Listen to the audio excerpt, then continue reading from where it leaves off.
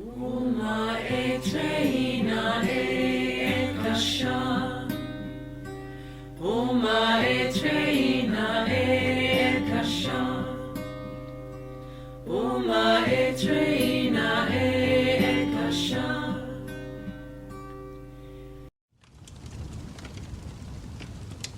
System. The entire solar system with all its planets is really the shield of our Sun. The planets each hold a part of the Sun's harmonics in an externalized planetary form. The solar shield is the Sun's accretion disk. This means the planets emerged from the Sun and in a normal sac would merge back into the Sun when they ascended into their harmonic 2-soul identity level. This was the original Amenti project, which included Density 1 system remerging with the planet Terra in Density 2 from which our solar system originally fell. Ascending to our Density 2 system is no longer an option, but there are other Inscension options that have opened to our Density 1 system in the form of the Starfire cycle and Erdha host. The planets are also refueled and renewed by our Sun through a frequency step-down process. This is how our planets receive and anchor the arcs of frequency that come from the Echa system. The energies called primal life force and life source currents travel from the Echa into our primal light and sound fields into our universal system, then into our metagalactic, then galactic and into our Sun, where they would arc into our planetary shields to renew the planetary seed atom and then the seed atoms of all life forms on the planet. For both this remerging of the planets of our solar system, SS, back into the Sun, and renewal to take place, there would need to be an open exchange of frequency from our Sun, through all the planets and then back to the Sun again, energy moving both ways in an open circulation system. This open circulation is dependent on the rods and staffs of all the planets and our Sun being in perfect alignment with each other. This means the vertical Merkaba axis of the staff of the Sun and planets would all have the same north axis position. The horizontal rods also would all be in alignment on the same horizontal plane. Our solar shield would then be aligned with the galactic shield, our galactic shield to the metagalactic shield and the metagalactic shield to the universal shield, and on up through the God worlds to the Ekasha level, allowing for a natural open broadcasting system to occur throughout the Ekatherista body of the outer manifestation domains. Following the base 12 pattern of our Christ code, there should be 12 planets in a gate system. Not all solar systems are gate systems. Not all planets in a gate system are gate planets. Our solar system is very special as all its planets are galactic gate planets, with 2 of them also universal gate planets, Earth Universal SG3 and our Sun Universal SG4. New host option.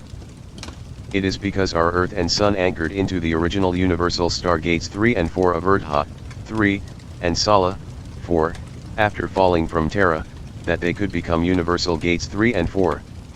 Because the original universal stargates 3 and 4, Erdha and Sala hold enough natural Christchak base pulse rhythm, we can now catch the ascension wave of the crystal spiral.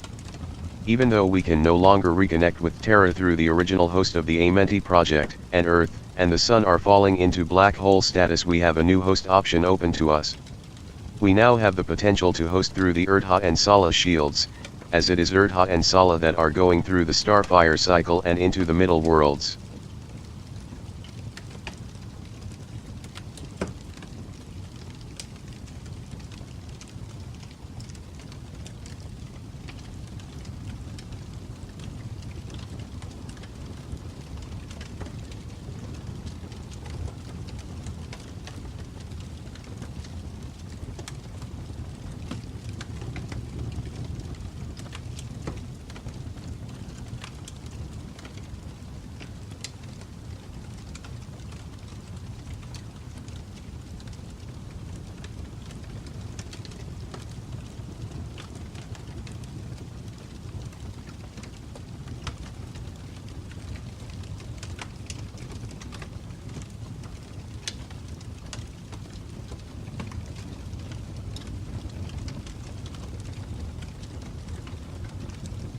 There is a natural electromagnetic, M, exchange between the Sun and the planets of the solar system. The solar plane is the solar shield of the Sun. The solar shield spins CCW because the rod of the Sun spins CCW, which also pulls the planets in a CCW orbit around it. As the Sun spins CCW, it creates a deflection current that is a CW current that is positively charged, called our solar winds. The actual shield is a CW spinning Merkaba vortex that creates a CCW deflection field coming off the east side of the Sun that is the magnetic IROS current.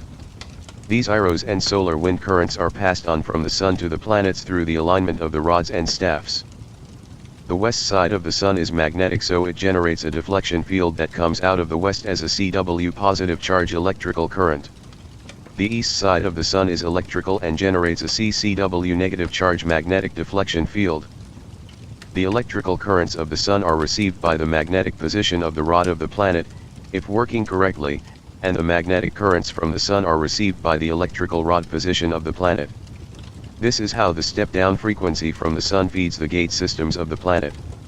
Energy should flow out of and back to the Sun in an eternal perpetual flow that recharges the seed atoms of the planets. This is a specific flow pattern where the IROS magnetic spark flows to the east side of the planet when it is nighttime, and the electric positive solar winds flow into the west side of the planet in the day. Then currents from both east and west poles of the planet are flipped back out of the poles by Earth's spinning rod and arc up to the north vertical staff axis, North Pole, where the two currents, 133 and 1/3 electrical trion and 111 and 2/3 magnetic meson join to recreate the 45 rayon charge current. This 45 rayon charge current moves down the central staff of the planet and into the planetary shield, where the currents split apart and come back together again, reforming their 45 rayon charge, which regenerates the seed atom. It moves out from the monadic center point, enters 0-point alignment, where it spirals through the harmonic shield, accreting frequency through its 6th cycle. This is how the IROS spark from the rod of the Sun is picked up by the rod of the planet in a natural Christchak, M, exchange between the Sun and all the planets. This is why a natural Christchak solar system is perpetually renewed. Yan-Yun flow. In a properly working Christchak solar system, the M exchange between the Sun and planets should manifest as the eternal Yan-Yun flow pattern. The Yan-Yun flows of the PCM and the PK embed to create our natural Christchak M fields of the Vika system. The Yan-Yun pattern is a flat pattern in the shields, but what is in a shield is projected outward in 3D spherical form. So it is a flat pattern in the shield and also a 3D shape around the planets and Sun that circulates energy in a specific pattern through the Kathara grid centers in order to recharge the seed atom. In our PCM, the top is the CW electrical Yan pattern, which starts at the north axis point of our electrical Merkaba spiral moving in a CW direction. The magnetic Yun flow is at the bottom and begins at the south axis point of the magnetic Merkaba spiral moving up CCW. The Yan-Yun on the horizontal axis goes with the PK system, and on the vertical axis is our PCM Yan-Yun flow. In a natural Christchak system, these flows would be on every level of our anatomy, every universe, galaxy, planet, density, dimension, life form, and atom would have this as their circulation pattern for the M currents. This flow pattern creates a field of energy that would surround and move through us, continually refueling and recharging our systems. Because of distortions created by the beast machine, what has happened is these currents have been reversed as they move into the planet, which means they have been reversed as they move into the life forms on the planet. These currents move into our brains at an interface point, and because they have been reversed, it has distorted the way the brain works as well. This reversal of currents has created an unnatural flow pattern which creates a distorted field around us and the planet.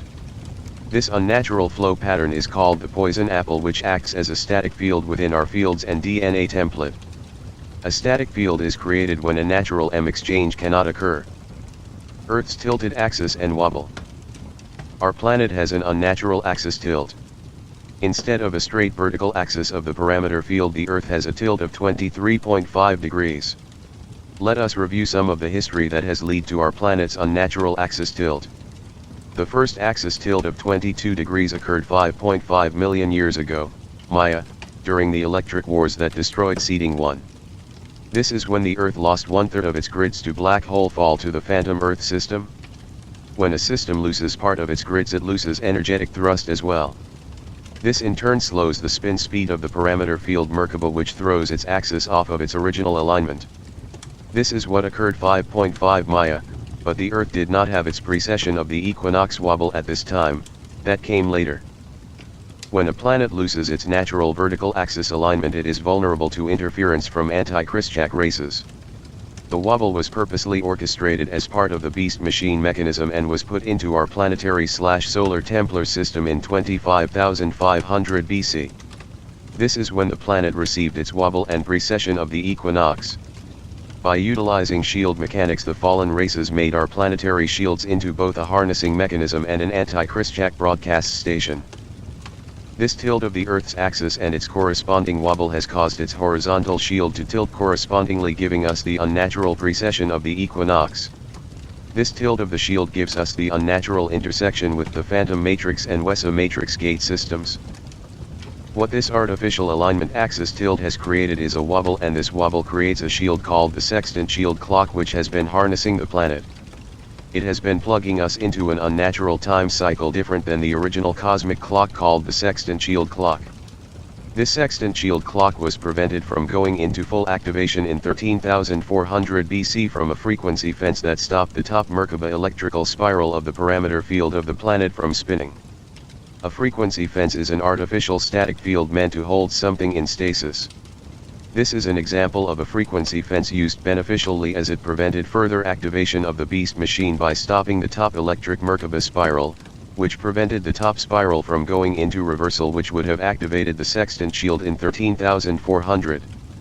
However, it also completely stopped our parameter field from spinning in 13,400 BC. This was a temporary stalemate until the next sack, which started in 2000, at which time, it was hoped we could fix at least part of the problems in our solar system in order to reactivate the planet's living Templar system for ascension. Due to early activation of the Fire Sword initiation on March 23, 2002, originally planned for activation by the Anunnaki races in 2011, the sextant shield clock was fully activated in November of 2003. This means that 2/3 RDS of the top electrical Merkaba spiral went into reverse spin. The sextant shield is a shield with a distorted Kathara grid and Merkaba that creates a 6 cycle with a 6 axis but without its 7 and 8 leap cycle. This is why we have a 25,924 year precession of the equinox. Our unnatural 6 cycle, without its 7 and 8 leap, is just shy of its natural cycle of a 26,560 year U.G. The difference between the two numbers is the 7 and 8 leap cycle. This is why the sextant shield clock is a phase-locked shield, creating a phase-locked circle rather than an ascension spiral. Because we had a successful hetero in 2003, 1/3 of the grids and the life forms on the planet reconnected with their natural cosmic clock shield, while 2/3 of the grids and life forms anchored the sextant shield clock. Because the planet is being harnessed by the sextant shield, when the planet reaches the end of its unnatural 25,924 year precession of the equinox cycle, it can only go backward to its density 1 start point, and when it does, it goes through a pole shift. Earth's magnetosphere or poison apple. Instead of our eternal Yan-Yun flow pattern, what we have had on this planet is an unnatural round-shaped magnetic field which science has identified as our magnetosphere. Science believes it protects us, but what it is really doing is creating a harness net field around the planet and all her life forms. The west side of the planet is supposed to have a magnetic negative charge so it can pick up the positive solar wind currents from the sun. The currents of the west side of the planet have been reversed to a positive charge field and it cannot make an M exchange. Instead, it unnaturally deflects the positive currents as they try to connect with the rod of the planet, and this is what creates a static field known as our magnetosphere around our planet. November of 2003 was the first time part of the planetary grids were able to connect with the Iros currents of the sun, which meant 1/3 of the planet began running the natural Yan-Yun flow pattern. This began recharging the seed atom of 1/3 of the grids of the planet and her life forms. Our solar system.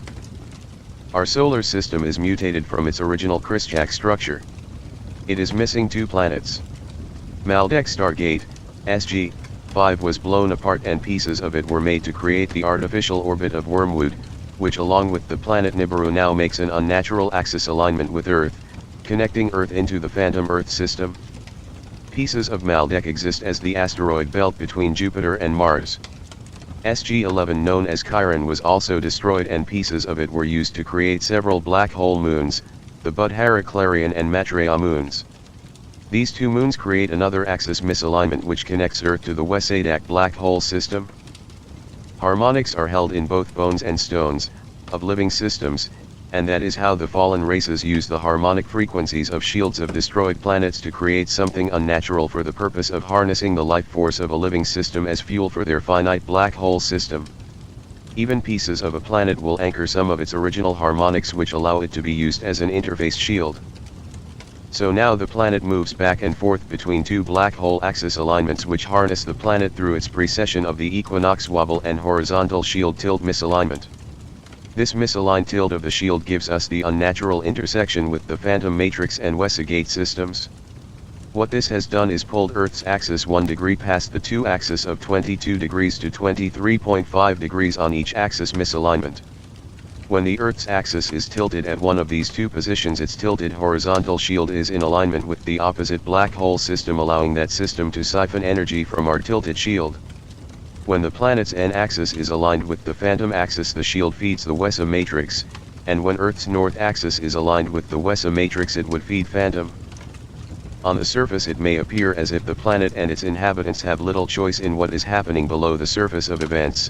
In truth, the planet is cycling back to old choices made in other time periods, such as in Atlantis.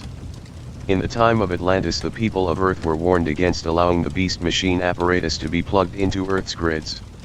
The choices were made to allow certain fallen groups to put in this technology, and now as we cycle to the point of the time cycle called the decision point, also called Judgment Day, it has become impossible for the planet, as a whole, to make the leap in its ascension cycle.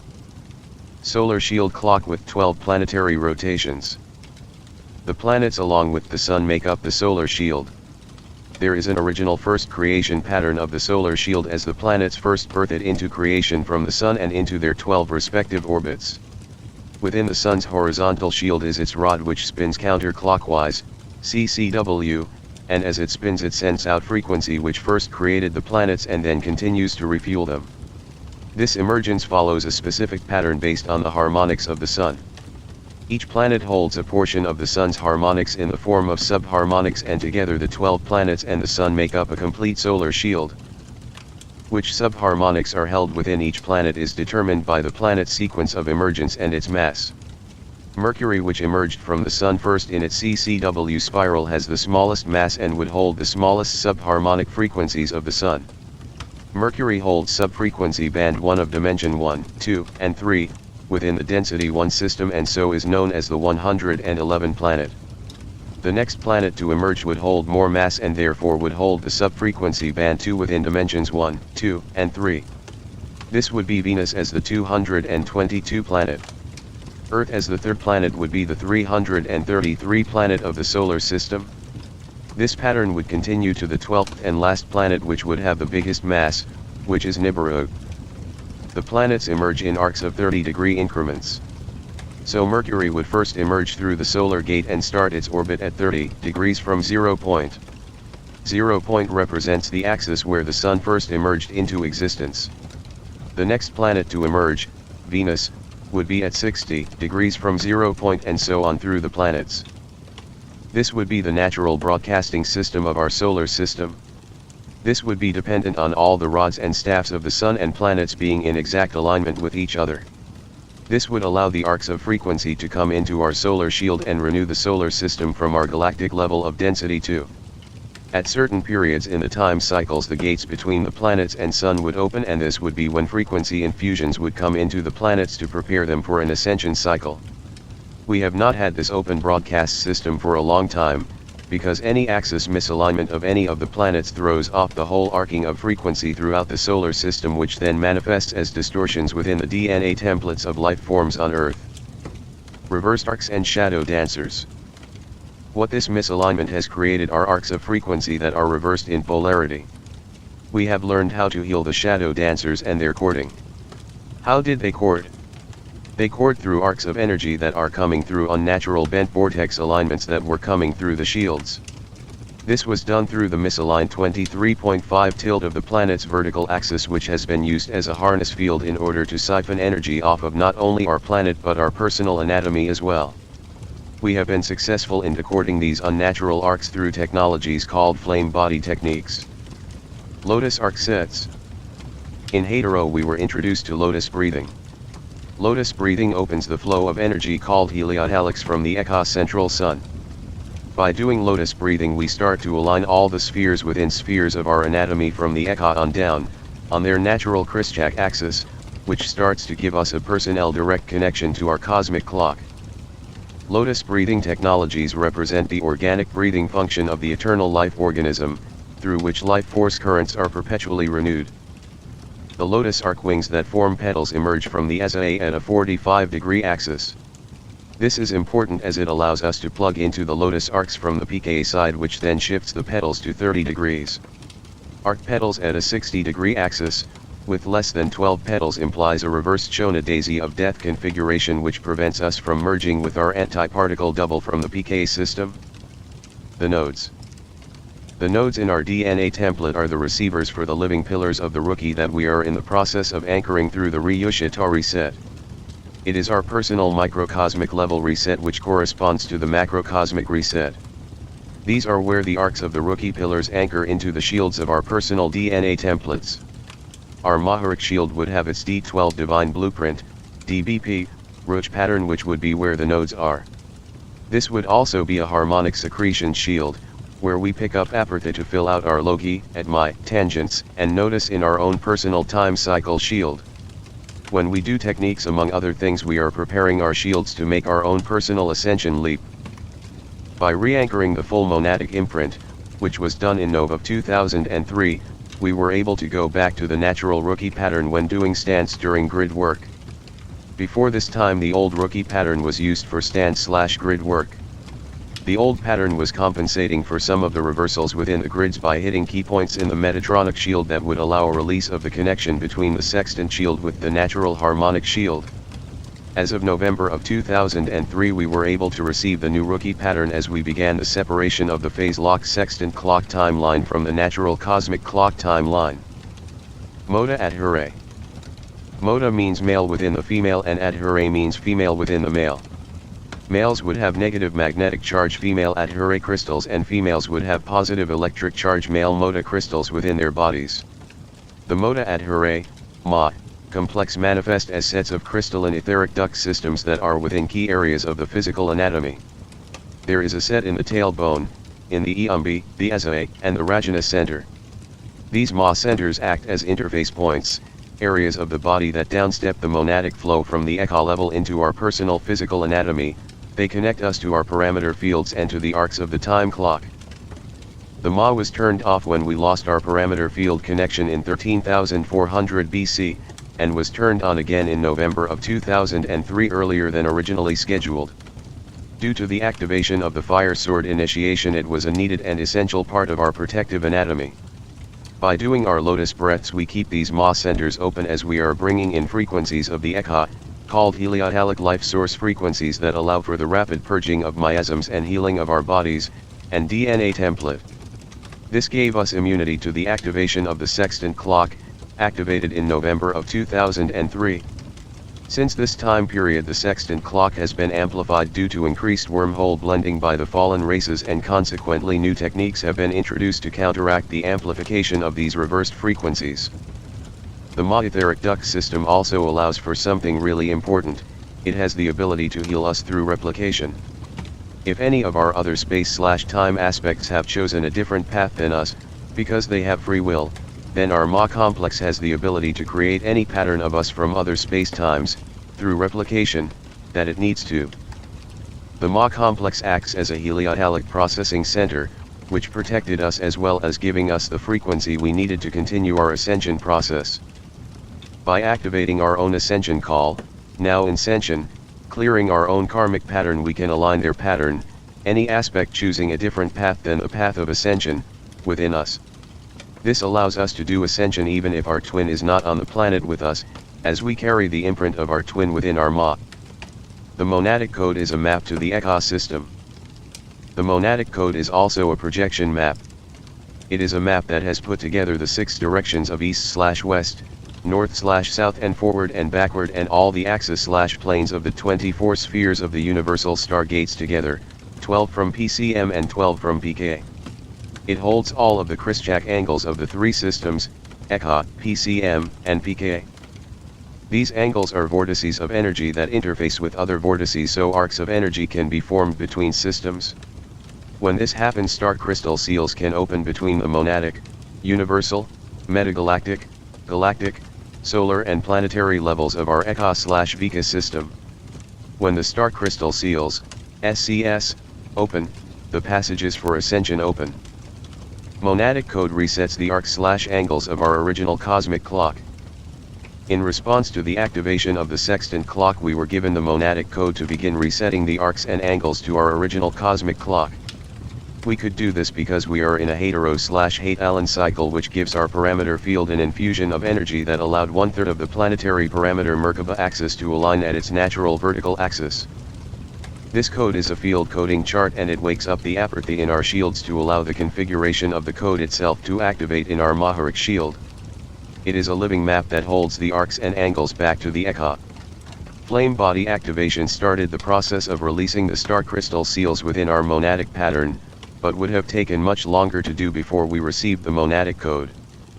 It is because 1/3 of the grids began receiving the Iros spark again that we can now use the full monadic code for the first time in 5.5 million years. We were given a 293-degree axis alignment of magnetic north to help recharge our fields. By aligning one's bed at this axis with the head at 293 degrees, we can pull in more Iros current while we sleep. Arc of the Covenant Gate System. The Arc of the Covenant is a gate system that spans both the PCM and pKa systems of both the density and primal light fields. The star gates that span the Vika density systems of the PCM and pKa are the Arc of the Covenant gates. The star gates that span our primal light fields and the pKa primal light fields are called the Polarion gates, which came online at a later date in the drama. The arc gates are an artificially grown, but Christchak, gate system that, like our star gates, are living conscious beings. Unlike our star gates, they do not rotate but stay in place as our natural star gates rotate through them. This allows for stabilization within our damaged Vika system. The arc gates were put into our Vika as a stabilization force in order to help the life forms and systems of our Vika to reconnect to the cosmic clock and out of the way of black hole technologies. One reason it can do this is because they are a base 6 gate system. We know that regular star gates are a base 12 system, which means they have 12 sub-frequency bands in each dimensional level. Life forms including planets that do not have a full 12 subharmonic DNA accretion level in their shields can therefore travel through the arc gates. The arc gates also hold a specialized shields program that, when activated, allows for full rapid activation of the universal crystal flame body. This allowed life forms protection within the Golden Fleece buffer field within the 13th pillar Amoria flame during the intense frequencies released in hetero/hate Allen of 2003. The Golden Fleece buffer host is the Golden Silver one, composed of D14 pale yellow, D12 pale silver and D8 gold monotrion pre-light currents. Just as hetero/hate Allen was automatically triggered by imminent danger to our ECA system, continued danger to our ECA triggered a larger automatic autoimmune response called Starburst. Polarion Gate System and Rama Passage. Starburst represents a probability mainline that our ECA/Vika entered on May 27, 2004, when the Budhara wormhole network activated within the Earth Solar Templar. Just as we received buffered Golden Fleece frequency through the arc gates during hetero/hate Allen, we also received protective frequencies from the Polarion Gate System and the Rama Passage during Starburst response. The Rama Passage is a limited passage network within the larger system of the Polarion Matrix Gate interface, a network that can only be accessed and utilized on very special occasions such as Starburst. The Rama Passage allowed Earth to go through a host-buffered Starburst response, through which red pulse progresses slowly one pillar at a time, one per year, accompanied by simultaneous Christchak planetary crystal body rebirth and final time leap ascension. Because our ECA/Vika system has experienced so much damage to its Templar system through Beast Machine/Gravitron technologies, Starburst posed a potential danger. When a system's shield is too damaged due to mutations caused by black hole technologies, then Ryushita pillars, when they reset, can't anchor at the right angle into the shields. The pillar shield acts like an anchoring pad. As we went into the Ryushita reset period of hetero/hate Allen and the anchoring of the pillars one pillar per year, the pulsing in the grids in 2004 caused the pillars to anchor at the wrong angle. This would normally activate starburst, called an aggressive red pulse starburst, where starburst happens so fast that whatever has a carbon-based template experiences hydrogen burning and cannot survive. It is because we were successful in activating the Ark of the Covenant, hetero/hate Allen, polar ion gate system and the Rama passage that we can be protected by host buffer fields, Rama passage, while going through these high-level activations along with the corresponding shattering and reset of our crystal body anatomy one dimension at a time. Starburst cycle. Just like hetero/hate Allen, starburst is a natural process within the creation cycle process, and because we spiral out from source manifesting many stations of identity to experience and learn, we would also spiral back home to source, and at a certain point we would naturally flow back to the point on the creation cycle that is starburst. Starburst is one creation cycle within the larger starborn cycle within the cosmic light body of source. Each creation cycle is made up of a specific configuration of light cells with their own identity, axis alignment, reality domain, and smaller time cycle. These specific creation cycles sequentially build to become the larger, more complex structure of the next cycle up. The starborn cycle is the large time shield that contains the smaller creation cycle systems within it. The starborn cycle is built on the same 6 cycle of the octaves pattern that the Eka and Vika are built on. The 6 cycle of the octaves shield is the time cycle shield pattern for living systems, which sequentially builds to bigger and bigger time shields as you move closer to source, as they contain all the smaller systems and time shields within them. We can see starburst as who we are on a very large collective level. We are starburst on this level of creation. Starburst is a huge being, like a sun is a being which we would eventually remerge with on our journey home to source. In terms of time, this would represent a very long time in our natural time cycle progression, and if a system had minimal damage and was able to accrete its subharmonics, it would do its starburst without any danger of aggressive red pulse. Time flux.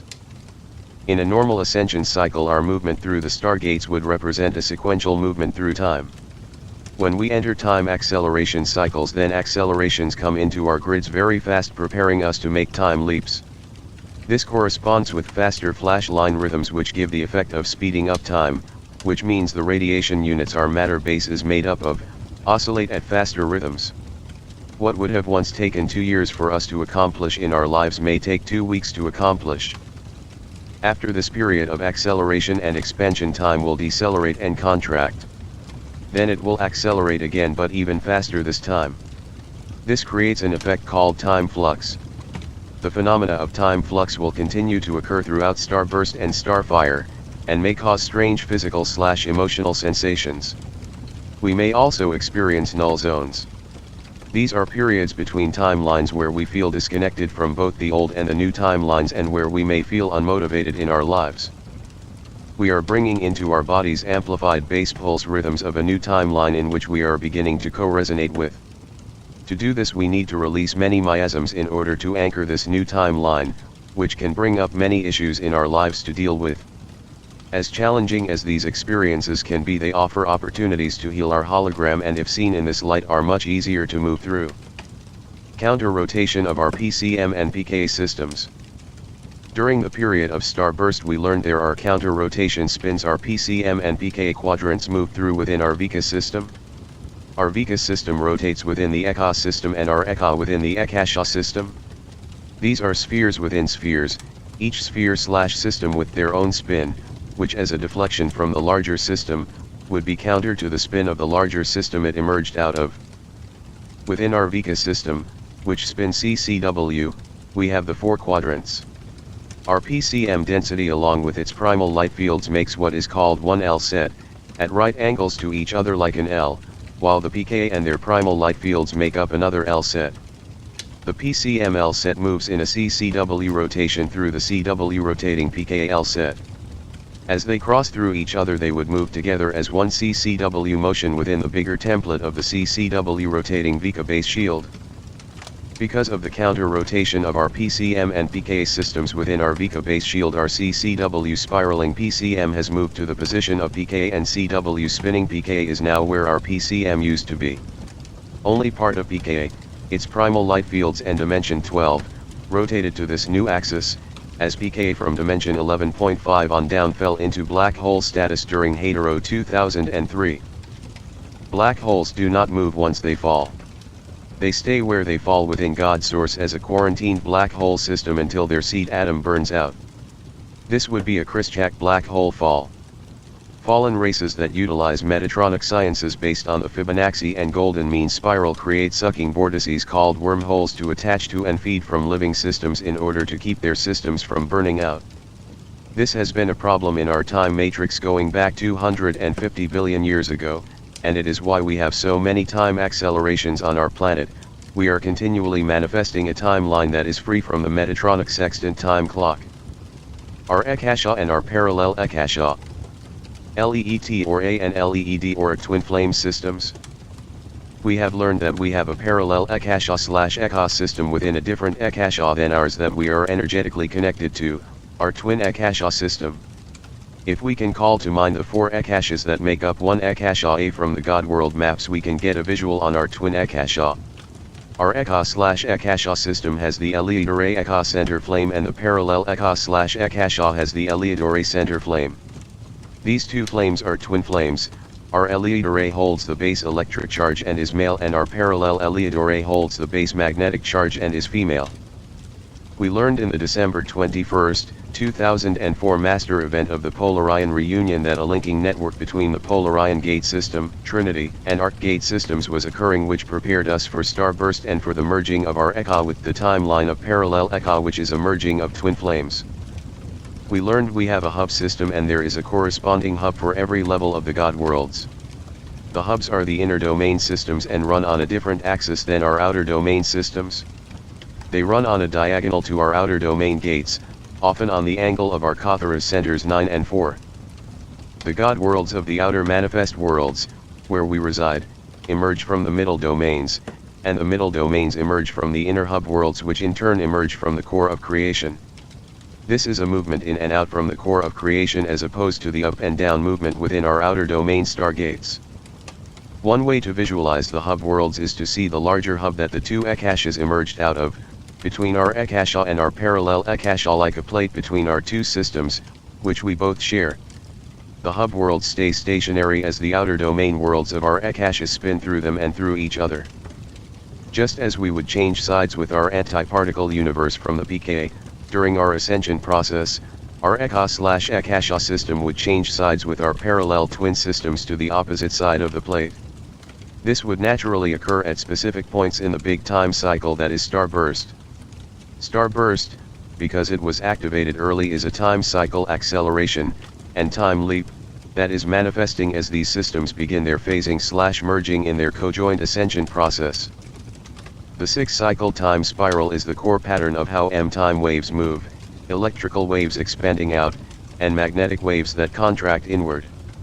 For every expanding 6-cycle time spiral there would be a corresponding contracting 6-cycle time spiral, and each time spiral corresponds with one of the two Akasha twin systems. This creates a 12-cycle, 6 cycles expanding out and 6 cycles contracting back in, each 6-cycle shield on opposite sides of the hub/plate to each other. Together they make a full 12-cycle. If we were looking at the time cycle of the Akasha base shield, it would have its 6 cycles of expansion just as we saw the Eka or Vika system does. Once the Akasha has fully expanded its harmonics into its shield clock, it would have the opportunity to make a leap to the other side of the plate, where it would have 6 more cycles but of contraction, for a full 12-cycle. Before its leap, it would align with the center flame within the Akasha A base shield, move through the center flame and flip to the parallel Akasha system on the other side of the plate, where it would start its contraction 6 cycle. Meanwhile the parallel Akasha system would flip to the side and begin its expansion cycle. So there is a time spiral and a counter time spiral, each on opposite sides of the plate, which are naturally connected to each other through their center monadic flames. This expedited flip to the parallel system on the other side of the plate is exactly what was originally planned for our Eka/Vika systems when we began our starburst cycle. This is why universes, if they are Christchak, as they expand outward will not continue to expand indefinitely till they explode, but will do a contraction cycle at the end of their expansion cycle. This expansion and contraction cycle continues perpetually and is part of the in-breath and out-breath cycle of Source. Tracking the spin of our Vika. Before we entered the timeline for Starburst, we were aligning with the axis of the original Bridge Zone project. This would have occurred as we aligned on the same axis as the Akasha vertical axis. Next in the rescue mission was 245-degree shifts from the Akasha axis to Eka 0 point at the Eka north axis, which is where we would have ended up in Hetero/Hate Allen as we merged with our ionic time cycle of the Eka system. With the initiation of Starburst, we would have had a further 180-degree flip, which would have taken us into the corresponding density level in the parallel Akasha side, other side of the plate. Moving then staying in our twin parallel side for a long period of time as we evolved on the other side of the plate was a probable timeline that did not manifest, as the Starburst cycle was not enough of a reset to protect our Vika/Eka/Akasha systems from the beast/gravitron/threshold technologies of the black hole races. This is why Starfire, which represents a bigger reset and bigger timeline jump, was initiated. In order for us to do our Starfire cycle, we would need to not only switch sides with our parallel Vika/Eka/Akasha system, but then merge and phase with them in order to be inhaled to the next level, the Middle Eden worlds, from which the outer, both us and parallel, emerged. This meant that our twin system, parallel Akasha, had to agree to do their Starfire cycle earlier than they needed to in order for us to do our Starfire process, which is exactly what has occurred. Starfire and the hub worlds. Because Starburst was not a large enough reset to protect the Akasha/Eka level from the Budhara graviton technologies, Starfire was initiated in the grids. Starfire is also a natural part of our creation cycle, within the bigger Starborn cycle of the cosmic light body, which we would normally cycle into in an extremely long period of time.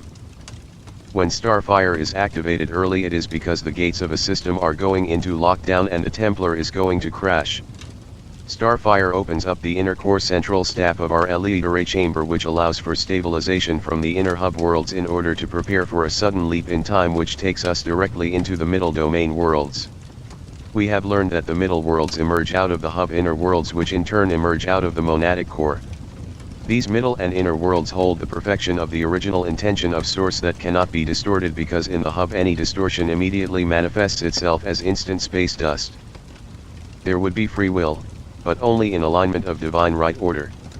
It is in what are called the outpictured worlds of the outer domain God worlds that free will is allowed, even if it reflects distortions of the original intent of Source. It would start out in perfection as it begins its first cycle through time, but through progressive free will choices could potentially choose to experience something different than the original perfection. Starfire is the point on the time cycle, that if we can hold the frequencies necessary to live in such a system, we will be able to make a very big time leap back to the Garden of Eden within the middle worlds of God Source, a place where many of us have ancient but close family waiting to greet us home. Before Starburst and Starfire, we were traveling a path of ascension that took us vertically up the Stargates. The ascension path through the SGS can be progressive and slow, or as we found out in Hetero/Hate Allen, it can entail leaps through timelines along the way of our ascent. Starburst represents a very big leap to the other side of the hub into our parallel Eka system. When Starfire was initiated, we learned there was also a very fast, intense through the center route that took us into the middle and inner domains.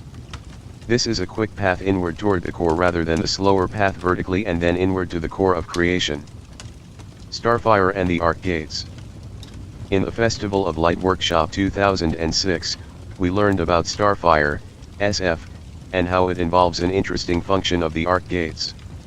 A review of the Arc Gate system reminds us that the Arc Gates span, making one big Kathara grid, both the PCM and PK systems, with the Arc Gate central vertical axis running on a diagonal between the PCM and PK systems.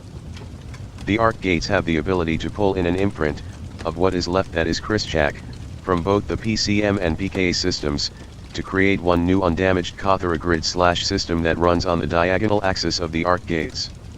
This new system, because it is undamaged, has the ability to phase, with our twin parallel Akasha, and therefore do Starfire, which is a cycle of merging and pulling inward on the inhale of Source, into what is called the Garden of Eden middle worlds. The ability to phase, which a damaged system cannot do, is essential in a Starfire cycle, because if a system cannot phase with its twin flame and contract into the center point of creation, it cannot do a Starfire cycle. In simple terms, the contraction/inhale back into the middle worlds is part of the starfire process.